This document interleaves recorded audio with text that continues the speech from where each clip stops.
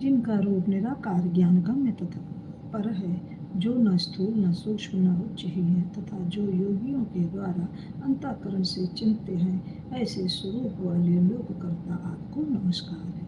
जिनकी रूप सर्वरूप शांत निर्मल निर्विकार ज्ञान से परे अपने प्रकाश में स्थित विकार रहित आकाश मार्ग स्वरूप एवं अंधकार मार्ग से परे तथा प्रसन्न रहने वाला है, ऐसा आपको नमस्कार है। जिनका स्वरूप जिनका रूप एक अद्वितीय शुद्ध दे दीप्यमान माया रहित चिदानंद सहज विकार रहित नित्यानंद स्वरूप सत्य और विभूति से युक्त प्रसन्न रहने वाला तथा समस्त श्री को प्रदान करने वाला है, उन आपको नमस्कार है। जिनका रूप महाविद्या के द्वारा ध्यान करने योग्य सबसे सर्वथा भिन्न परम सात्विक ध्येय स्वरूप आत्मस्वरूप सार स्वरूप संसार सागर से पार करने वाला है और पवित्र को भी पवित्र करने वाला है, उन आपको नमस्कार है। जिनका आकार शुद्ध रूप मनोज रत्न के समान स्वच्छ कपूर के समान गौरवर्ण और हाथों में वर अभय मुद्रा शूल मुंड को धारण करने वाला है, उन आप योग युक्त सदाशिव को नमस्कार है। आकाश पृथ्वी दिशाएं जल ज्योति और काल जिनके स्वरूप हैं, ऐसा आपको नमस्कार है। जिनके शरीर से प्रधान एवं पुरुष की उत्पत्ति हुई है, उन अव्यक्त स्वरूप आप शंकर को बार बार नमस्कार है। जो ब्रह्मा रूप होकर इस जगत की सृष्टि करते हैं, विष्णु रूप होकर पालन करते हैं तथा रुद्र रूप होकर संहार करते हैं, उन आपको बार बार नमस्कार है। कारणों के कारण दिव्य अमृत स्वरूप ज्ञान संपदा देने वाले समस्त लोगों को ऐश्वर्य प्रदान करने वाले प्रकाश स्वरूप तथा परत पर शंकर को बार बार नमस्कार है। जिनके अतिरिक्त यह जगत और कुछ भी नहीं है, जिनके पैर से पृथ्वी दिशाएं सूर्य चंद्रमा कामदेव तथा बहिर्मुख अन्य देवता और नाभि से अंतरिक्ष उत्पन्न हुआ है, उन आप शंभु को मेरा नमस्कार है। हे हर, आप सर्वश्रेष्ठ तथा परमात्मा हैं। आप विविध विद्या हैं, सद्ब्रह्म परम ब्रह्म तथा ज्ञान परायण है, जिनका न आदि है न मध्य है तथा न अंत है, और जिनसे यह समस्त संसार उत्पन्न हुआ है। वाणी तथा मन से अगोचर सदाशिव की स्थिति किस प्रकार है। ब्रह्मा आदि देवगण तथा तपोधन महर्षि भी जिनके रूपों का वर्णन नहीं कर पाते हैं, उनका वर्णन मैं किस प्रकार कर सकती हूँ। हे प्रभु, इंद्र सहित समस्त देवगण तथा सभी असुर पर जब भी आपके रूप को नहीं जानते, तो आप जैसे निर्गुण गुणों को मेरे जैसी स्त्री किस प्रकार जान सकती है। हे महेशान, आपको नमस्कार है। हे तपोमय, आपको नमस्कार है। हे शंभु, हे देवेश, आपको बार बार नमस्कार है। आप मेरे ऊपर प्रसन्न हुए। ब्रह्मा जी बोले, संध्या के द्वारा स्तुत भक्तवत्सल परमेश्वर सदाशिव उसके वचन को सुनकर परम प्रसन्न हो गए। वे विश्ववल्कर तथा कृष्ण मृग चर्म युक्त उसके शरीर को जटा से आच्छन्न एवं पवित्र धारण किए हुए, उसके सिर को तथा तुषारपात से मुरझाए हुए कमल के समान उसके मुख को देखकर दयामय होकर उससे इस प्रकार कहने लगे। महेश्वर बोले, हे भद्रे, तुम्हारी इस उत्कृष्ट तपस्या से तथा तुम्हारी इस स्तुति से मैं बहुत प्रसन्न हूँ। हे शुभ्र प्राज्ञ, अब तुम वर मांगो, जो भी तुम्हारा अभीष्ट हो तथा जिससे तुम्हारा कार्य पूर्ण हो, वह सब मैं करूँगा। हे भद्रे, तुम्हारी इस तपस्या से मैं परम प्रसन्न हो गया हूँ। ब्रह्मा जी बोले।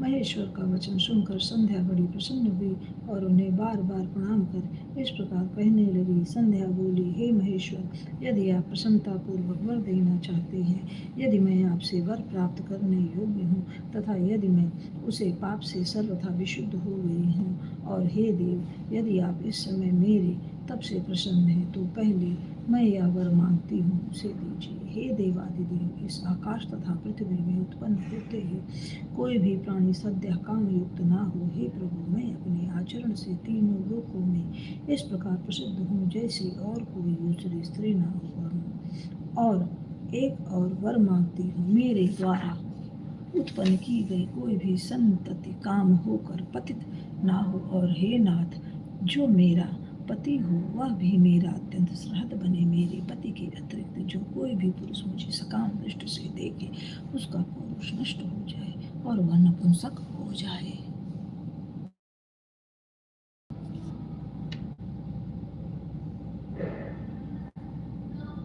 ब्रह्मा जी बोले, निष्पाप संध्या के इस प्रकार के वचनों को सुनकर तथा उससे प्रेरित होकर भक्तवत्सल भूत भावन शंकर प्रसन्नचित होकर कहने लगे, महेश्वर बोले, हे देवी, हे संधि, मेरी बात सुने, तुम्हारा पाप नष्ट हो गया। अब मेरा क्रोध तुम्हारे ऊपर नहीं है और तुम तप करने से शुद्ध हो चुकी हो। हे भद्रे, हे संधि, तुमने जो जो वरदान मांगा है, तुम्हारी श्रेष्ठ तपस्या से परम प्रसन्न होकर मैंने वह सब तुम्हें प्रदान कर दिया है। अब प्राणियों का प्रथम शेष बाल भाव, दूसरा कौमार भाव, तीसरा यौवन भाव, चौथा वार्धव्य भाव होगा। शरीरधारी तीसरी अवस्था आने पर सकाम होंगे और कोई कोई प्राणी दूसरी के अंत तक सकाम होंगे। मैंने तुम्हारी तपस्या से संसार में यह मर्यादा स्थापित कर दी है कि शरीरधारी उत्पन्न होते ही सकाम नहीं होंगे। तुम इस लोक में ऐसे सती भाव प्राप्त करोगे जैसे तीनों लोकों में किसी अन्य स्त्री का नहीं होगा।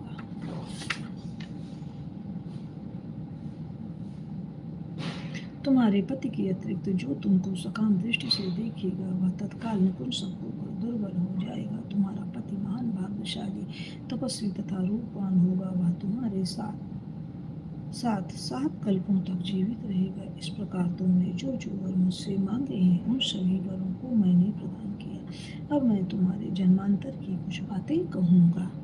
तुम अग्नि में अपने शरीर त्याग करने की प्रतिज्ञा पहले ही कर चुकी होता, उसका उपाय मैं तुमको बता रहा हूँ, उसे निश्चित रूप से करो। यह वह उपाय यही है कि तुम महर्षि मेधातिथि के 12 वर्ष तक चलने वाले यज्ञ में प्रचंड रूप से जलती हुई अग्नि में शीघ्रता से प्रवेश करो। इस समय मेधातिथि इस पर्वत की तलहटी में चंद्रभागा नदी के तट पर तपस्वियों के आश्रम में महान यज्ञ कर रहे हैं। वहाँ तुम अपनी इच्छा से जाकर मेरे प्रसाद से मुनियों से आलक्षित रहती हुई अग्नि में प्रवेश कर जाओ। फिर तुम यज्ञ अग्नि से प्रकट होकर मेधातिथि की पुत्री बनोगी। तुम्हारे मन में जो कोई भी श्रेष्ठ पति के रूप में वांछनीय हो उसे अपने अंतःकरण में रखकर अग्नि में अपना शरीर छोड़ना। हे संधि, तुम इस पर्वत पर 4 युग से घोर तपस्या कर रही हो।